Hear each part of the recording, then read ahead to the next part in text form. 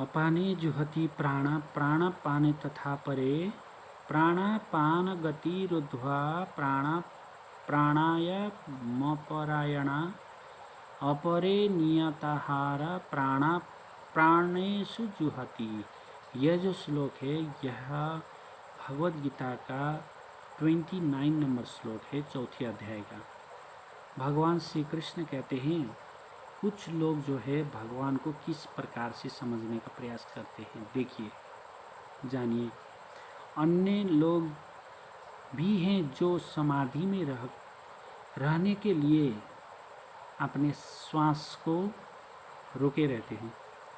प्राणायाम जिसे कहते हैं योगा, योग के माध्यम से भी मार्ग वही है परमात्मा को समझना। प्राणायाम करते हैं, वे अपने अपान में प्राण को और प्राण में अपान को रोकने का अभ्यास करते हैं और अंत में प्राण अपान को रोककर समाधि में रहते हैं।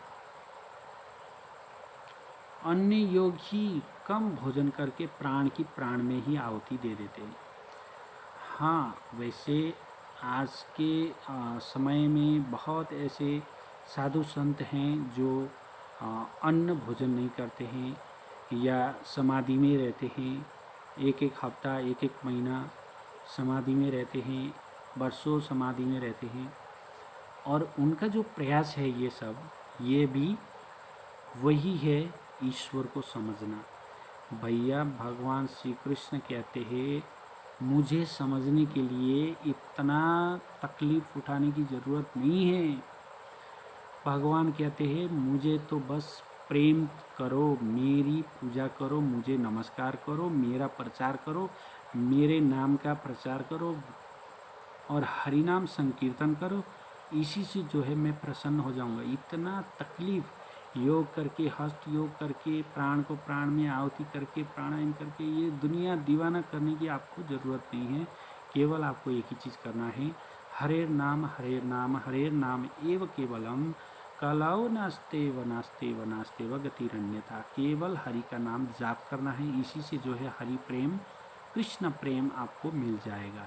क्योंकि इतना कलयुग में तकलीफ उठाना हम नहीं चाहते हैं। कोई भी व्यक्ति नहीं चाहता है, कोई भी इंसान नहीं चाहता है आज के समय में दुख उठाकर, तकलीफ उठाकर। और जो अपने आप को बड़ा योगी समझते हैं, हरिद्वार में, कुंभ मेलाओं में, है ना, इलाहाबाद में या अन्य धार्मिक स्थानों में, जितने भी धार्मिक स्थानों में बड़े बड़े योगी हैं, बाबा हैं, शिव भक्त हैं, वो जो है उनका जो प्रयास है वो यही है कि वो अपने आप को भी धोखा देते हैं और दूसरों को जो है भ्रमित करते हैं। और भगवान श्री कृष्ण कहते हैं ऐसे लोगों के लिए अध्याय 6 के श्लोक नंबर 6 में क्या कहते हैं, बंधुर आत्मा आत्मनतस्य येनात्मेवात्मनजिता अनात्मनस्तु शत्रुवते वर्तेत आत्मैव शत्रुवत। जो हमारे परम गुरुदेव भक्तिवेदांत स्वामी प्रभुपाद जी थे वो भी यही कहते थे कि भैया आपको इतना तकलीफ उठाने की ज़रूरत नहीं है, आपको केवल प्रचार करना है। जो भगवान को समझ गया और जिसने कृष्ण कौन है, परमात्मा कौन है, ये भेद जान लिया, तो वो ये सब ड्रामा करता नहीं फिरेगा। वो केवल समय का नष्ट करता है, अपने आप को धोखा देता है। ये जो श्लोक है ना, बंधुरात्मा आत्मनतस्य, अगर आपको प्रमाणित नहीं लगता है ये बात तो गीता खोलिए 6 अध्याय का श्लोक नंबर 6 में भगवान श्री कृष्ण ये शब्द बोल रहे हैं कि आपने मन को जीतिए। जिसने मन को जीत लिया उसका मन मित्र बन जाता है और जिसने मन को नहीं जीतिया वो शत्रु बना रहता है। क्योंकि मन को जीतना मतलब भगवान को समझना। परमात्मा कौन है, भगवान कौन है, ये अगर आपने समझ लिया तो न तो आप साधु बने फिरोगे, न ही आपको किसी के सामने हाथ फैलाने की ज़रूरत है कि अरे सेठ जी कुछ दान दीजिए, कुछ पैसा दीजिए जिससे जो है मैं आज शाम का भोजन कर सकूं। या कुछ साधु ऐसे भी मिलते हैं, बोलते हैं जी अरे सेठ जी, अरे आप तो बहुत अमीर हैं, आप बहुत दिल वाले हैं, दयावान हैं, आप जो है हमारे आश्रम में 1000 साधु रहते हैं, उनके लिए 1,51,1,01,000 का अगर आप भोजन दान करेंगे तो आपका बड़ा जो है हमारे ऊपर कृपा हो जाएगा।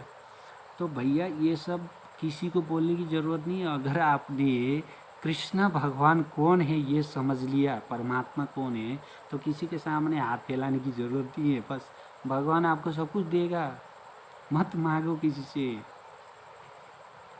आप गीता का जो ज्ञान है यही तो हमें सिखाती है कि हमें जीना सिखाती है, हमें अपने मकसद को समझना, हमारा जो कर्तव्य है मनुष्य जीवन उसको समझना बहुत अत्यंत आवश्यक है। बहुत बहुत धन्यवाद। चैनल को सब्सक्राइब कीजिए, फॉलो कीजिए, शेयर कीजिए। हरे कृष्णा।